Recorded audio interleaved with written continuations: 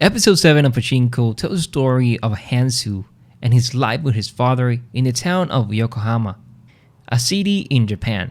This episode focused a lot on the events of September 1st of 1923, where a huge earthquake of 7.9 magnitude erupted this location.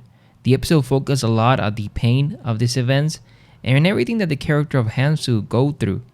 Episode 7 begins with the father of Hansu, and during this time Hansu was a tutor for a wealthy family, who he developed a strong relationship.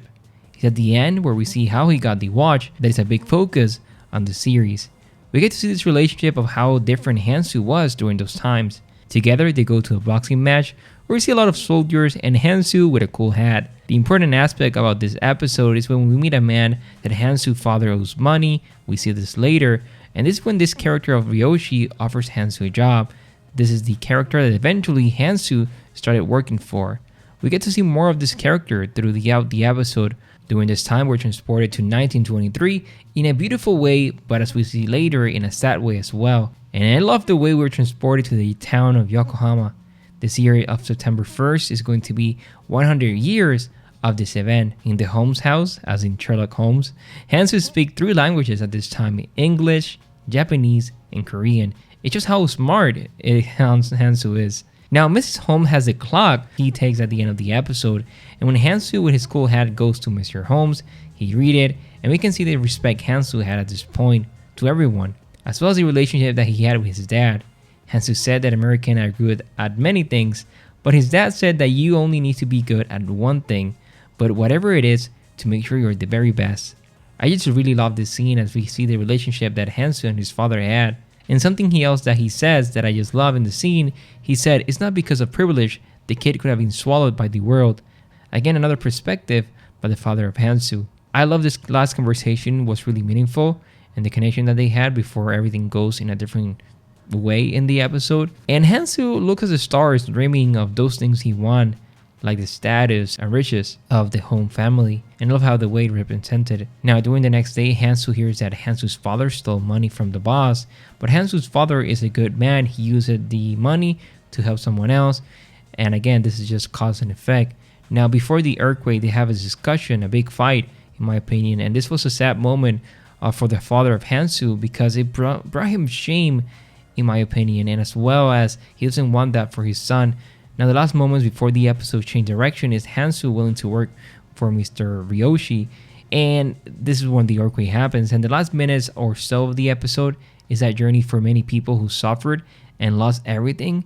And this part of when Hansu lost his father was the beginning, in my opinion, of the pain the character started to create in his life, as well as that conversation of Ryoshi and Hansu and what made Hansu that way, as well his relationship with his father was a beautiful way for the episode to represent who Hansu is, beside that character that we see in the future. As time goes on the episode, the whole feeling of it changes. It's more pain and more sadness and destruction.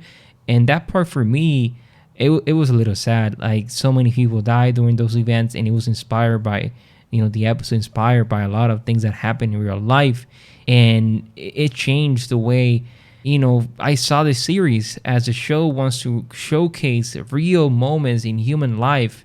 And this episode as a whole, it was to showcase that. It was to showcase the pain and suffering that many Koreans and Japanese have, endure during those moments and during that day of September 1st of 1923. And I love the way the show showcased that.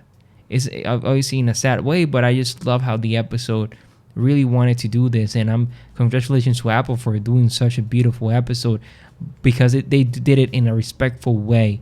And I cannot imagine what the people felt during this time.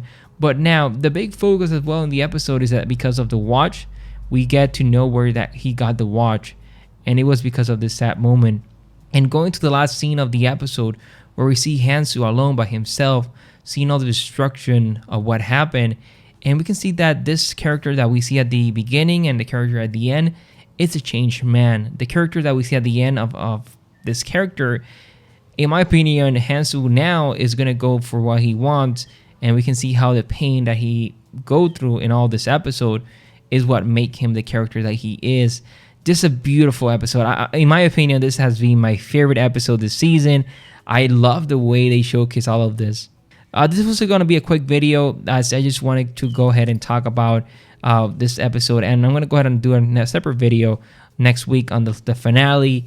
And after the end of my talk, I'm going to go ahead and showcase the promo for episode 8, which is the finale. At the end of the episode, it says the following information regarding those events.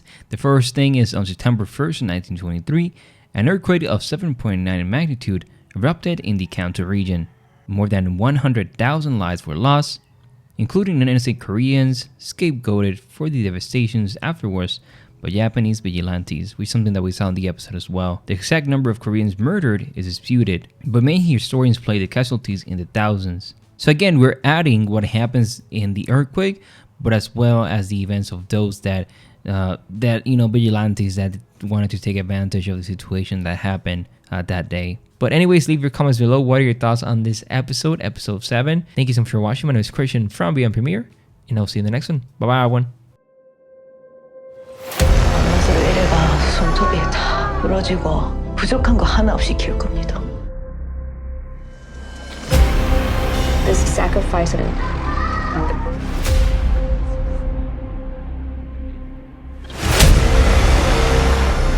your wife somewhere else. 아침꼭 절대 뒤돌아보지 마. 언제나 앞만 보는 거야. 반드시 헤쳐나갈기 하면 부족한 거 하나 없이 키울 겁니다.